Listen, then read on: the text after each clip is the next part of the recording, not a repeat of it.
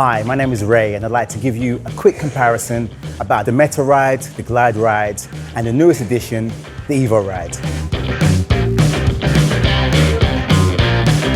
I'm a personal trainer, an Asics front runner, and I lead runs from the flagship store here in London. So you can tell I run a lot. The key technology is the Guidesole, which is made to help you save energy so you can run further. The transition from landing to toe off is very soft and smooth.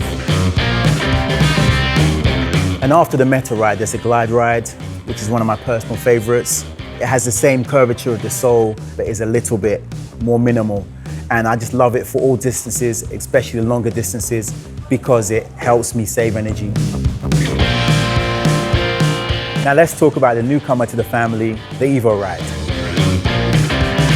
It's the lightest of them all and has a soft and bouncy flight foam propel midsole. When I'm running with the Evo ride, it feels like I'm floating because they're so soft and bouncy. I would recommend to the family for all types of runners because their unique design saves energy and helps you run further.